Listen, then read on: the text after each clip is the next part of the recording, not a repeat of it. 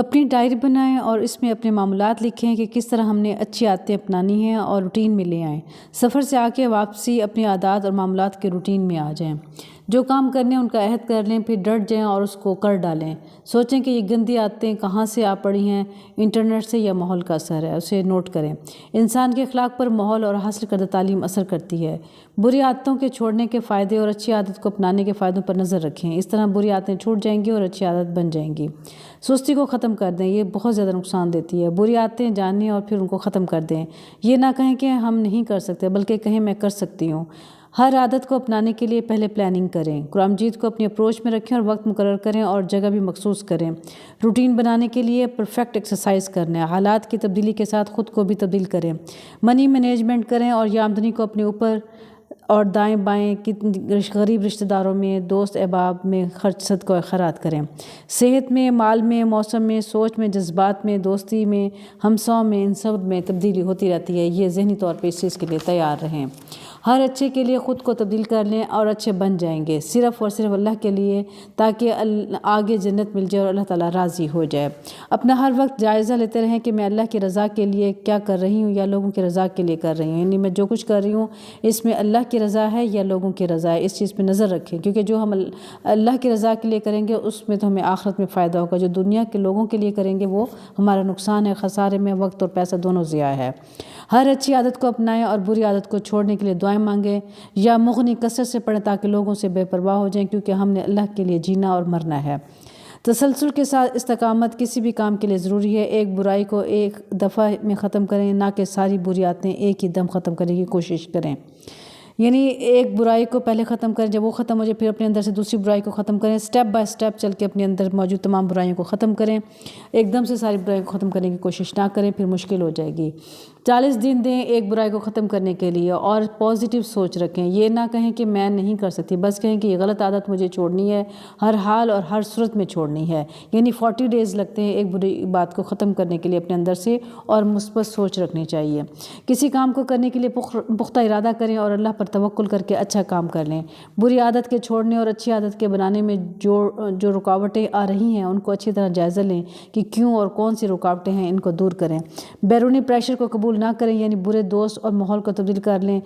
آخر میں وہ جگہ چھوڑ دیں جہاں سے پریشر آ رہا ہے۔ کم اہم اور زیادہ اہم کام میں پرائورٹی میں رکھیں کہ زیادہ اہم کام کون سا ہے اور کم اہم کام کون سا ہے، لسٹ بنا لیں۔ محاسبہ اور مجاہدہ کریں اور کامیابی حاصل کریں، لیکن یہ مسلسل کریں۔ سیلف ڈیولپمنٹ، اپنی ذات سے، اپنے آس پاس کے لوگوں سے، اللہ سے تعلق، ان تمام تعلقات میں ہم کیسے ہیں اس کو ٹھیک کرنا ہے، یہی انسان کا ٹیسٹ ہے۔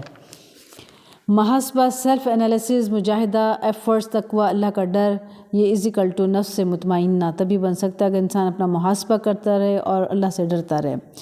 شوق پیدا کرے کہ وہ اچھا کامیابی کے لیے وہ محرکات اپنائیں جو آپ میں جذبہ اور شوق پیدا کرے وہ اچھا کام کرنے کے لیے۔ اچھا کام کے کرنے میں اللہ کی رضا اور اس کے انعامات پر نظر رکھیں۔ اہم کام کو محبت سے کریں، ان کو بوجھ نہ سمجھیں، اور محبت صرف اور صرف اللہ سے ملنے کی یقین سے ہوگا۔ سنتیں پڑھیں اور پھر اپنا جائزہ لیں کہ کیا میں ایسا کرتی ہوں یا نہیں کرتی۔